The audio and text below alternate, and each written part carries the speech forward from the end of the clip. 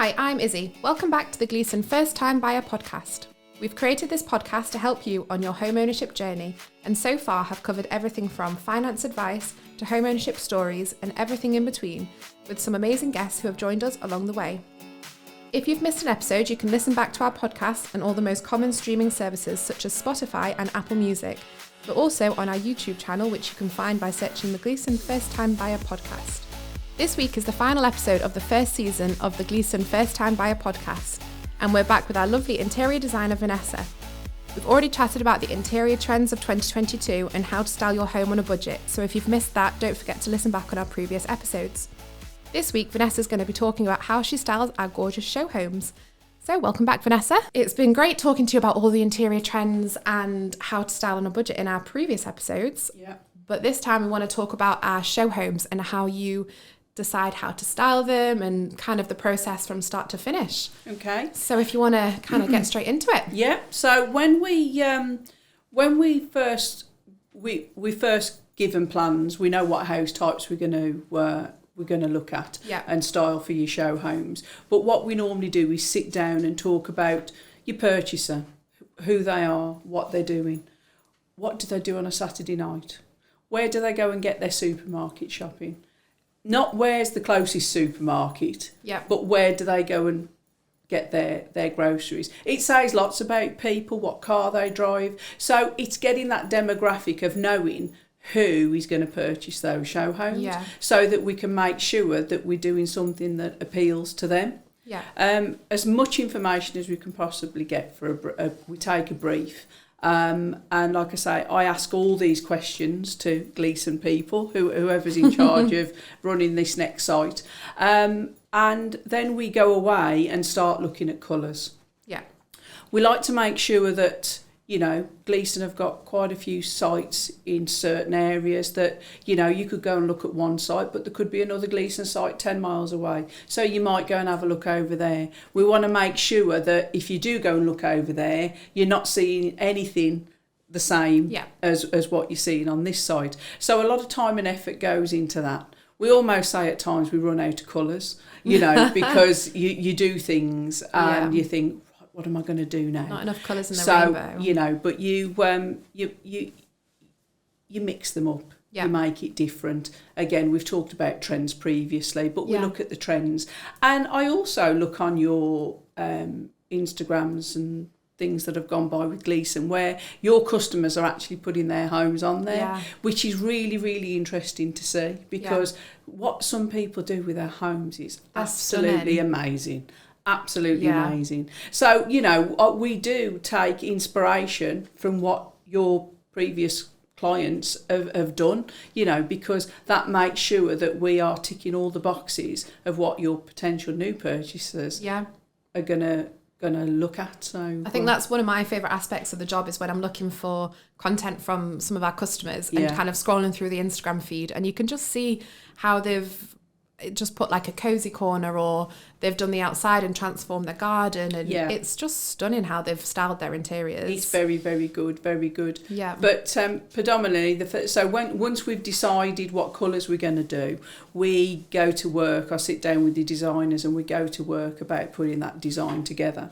So we've chosen colours, we've chosen a style of furniture, what it's going to be like, what it's going to feel like. So then what we work on is producing mood boards, and I'm sure everybody's heard of those before. But so it's images of areas, not that actual, let's say, a lounge, but it's the mood that we'd like to create. And on that board as well, we'll put all the fabrics on there of the sofas, the curtains, the cushions, all of that, and we are creating this mood.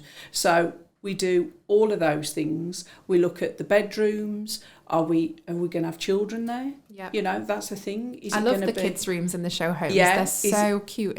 Is it going to be a baby, or is it going to be a toddler? We've started looking at doing things now where we try to utilise the space as best as possible. And in some of the house types, we've got some bulkheads and things like that. So we've started actually building beds over that area, so that you're incorporating that as part of the space, and you're using it to the best way we possibly can.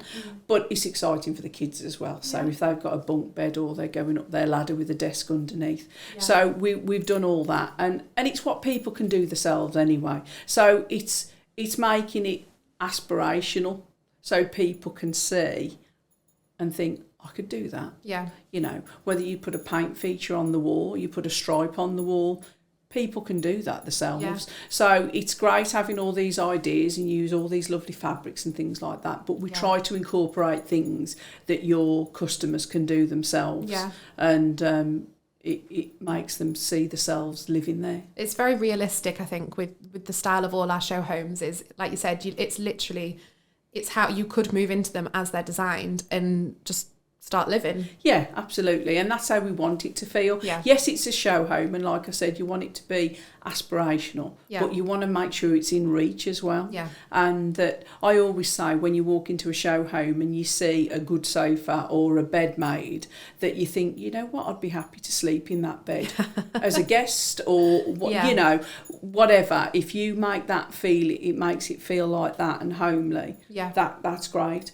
But then, so we make our mood boards, and then I come back and see the sales managers, whoever's looking after that site, and we present all our ideas to them. Yeah. 99.9%, that's fine. Yeah. Occasionally somebody will say, I'm not sure about that, but you know, you just roll with it. I'll always give you a reason why I've chosen to do something, and if you're not in agreement with it, we can change it. It's not a problem.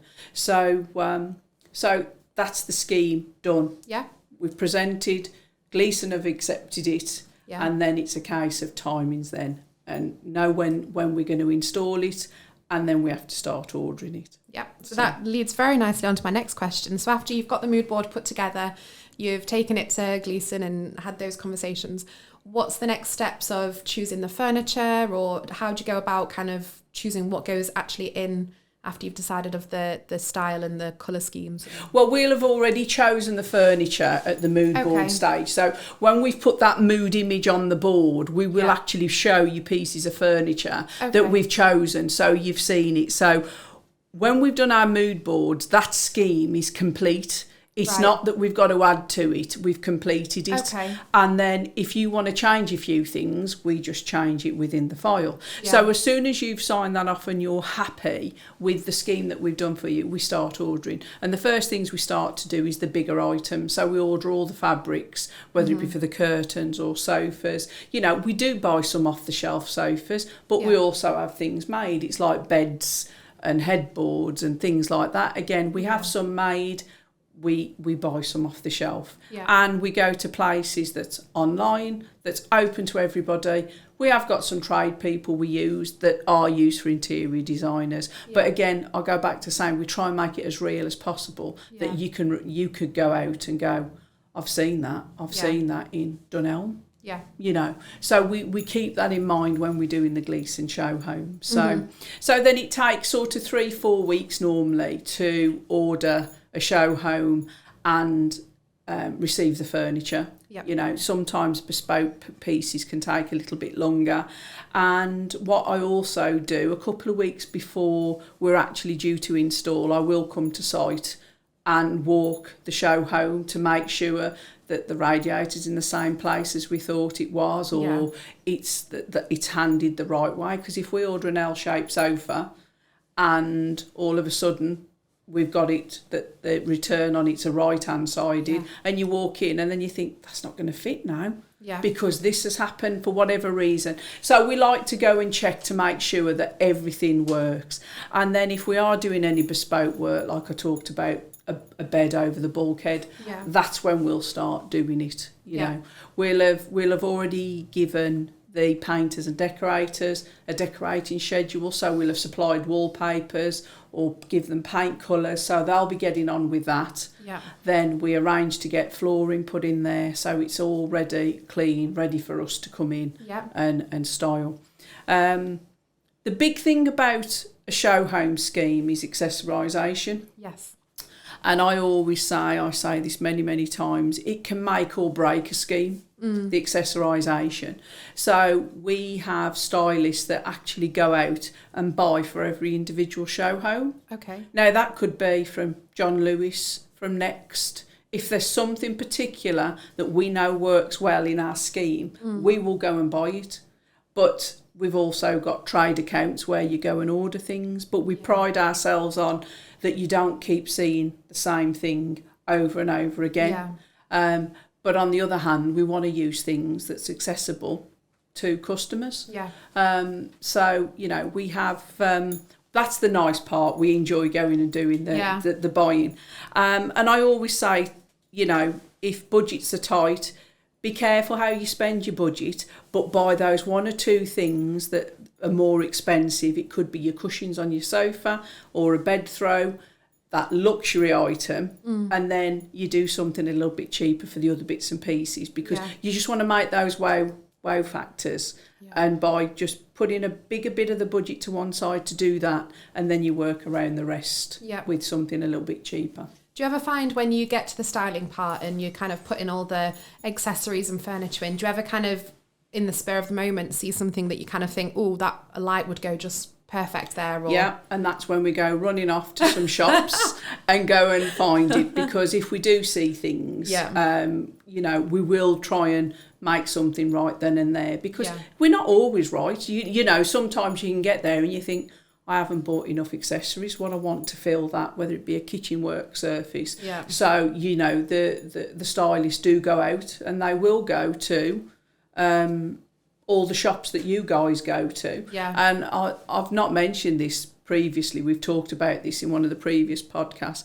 One of the great places to go buying, and people don't realise, is some of your big supermarkets. I love Tesco's, Morrison's, Sainsbury's, all of that. It's great. You can get some real good bargains. Yeah. So don't forget about those places when you're looking for items, because they work really well. So, and they're normally quite, safe is the wrong word, they're quite classic. Yeah. So they won't ever go out of style. Yeah. So they're good price, good purchase. Yeah. I think Sainsbury's is really good for their home decor. Yes, they are. Yeah. They're really good for towels. The quality of their towels are very good. So perfect. So that's it. So as I say, when we're in there and we're actually, you know, normally it takes 2 to 3 days to install a show home. Yeah. So that's with an installation team of guys. I'm not being sexist, but ours are guys that do all the humping and lumping around and do that. Yeah. And then the stylists go in and go and style and finish off, and that's it. And then do you and your team have a favourite type of show home that you prefer? What's your favourite house type to style? Personally, I really like the Longford house type, because I really love the kitchen dining area. Yeah. It's a great space, and it's one of those spaces where you could either put a dining table in there, or you make it a softer, relaxing area in there as well. You know, I always say, you know, put a big butcher's block in the middle of the floor, that area. It's absolutely great space. But I also like a Kilkenny, for the openness of the lounge with the staircase in there. Yeah. You know, the good thing with Gleeson is lots of their house types, they just flow. Yeah. It works really well, and it don't matter if you've got a 2-bedroom Cork. It's a great space. There's a lot of space. I've talked about a Longford being a bigger house, but they do flow really well. Yeah, definitely. So what upcoming show homes have you got in store at the moment? What are you currently working on? We've got, let's talk about the next couple of months, we've got things at Furbeck's Fields. Yep. I've actually made a note of it here for you, so they're over in Worksop. We've got things like one show home's teal and mustard. Nice. Now, there's an example of what I was saying earlier. You feel like you're running out of colours, but you look at what you put together. Yeah. So there's neutrals and greens over there. We've got a sage green show home. Mm-hmm. We've also got some going in at Winsby Fields, which is up in Horncastle. Mm-hmm. They're all lavenders. We talked about the very peri Pantone colour previously. That's going in that show home up there. Again, lights and neutral wood going in there as well. And then we've also got one at Brushwood Gardens, which is down in Whitchurch, which is probably your furthest south of show home that you'll be having, and that's purple. Nice. So that was to be a real showstopper sort of thing. So a proper bright purple. So I love seeing all the new show homes when we've got a photographer down to take all the pictures. It's it's really good inspo, and it's lovely to see them. Yeah. So we've got lots going on at the moment, so which is great. Yeah, sounds like you're busy then. Yeah. So to round off the episode, we get a lot of customers on Instagram, on Facebook, complimenting your gorgeous, gorgeous show homes. So how does that make you feel when you get lovely feedback? Makes you feel very proud. Yeah. It makes us feel like we've done our job. We've listened, and that's why I've said it's really important that we get the brief right. Yeah. And looking into people's lives and what they do. Yeah. So when we actually hear and see those people give us the feedback and of what they like about our show homes, it's fantastic. It just completes it, because we can go in and finish the show home and stand back and go, you know what, that looks great. Yeah. But to hear other people, the people who are your customers, actually say, you know what, that's fantastic, we love it. It's great. Yeah. And like I said, it makes me feel like a proud parent. Aww. So, especially when customers go on to purchase the show homes, they kind of get to live in your design. That's it. And I mean, we do have some people who'll ask us where we've got things from, or can we do things, you know, which is great. So, but no, it's a really good feeling, because like I say, that's who it's aimed for. And when those people are saying they look great, it makes us feel proud. So. Lovely. Well, thank you so much for joining us on a 3-part episode talking all things interior design. Hope you've enjoyed it. Yeah, it's been great, thank you. Amazing. This concludes season 1 of the Gleeson First Time Buyer podcast. We'll be taking a short break now, and so we hope you've enjoyed listening to all our guests who have joined us along the way to help you on your home ownership journey getting onto the property ladder. If you've missed an episode, you can catch up on all the most common streaming services such as Spotify and Apple Music, as well as YouTube. Simply search the Gleeson First Time Buyer podcast. We'd like to give a huge thank you to all the guests who have joined us along the way. See you for our next season in September.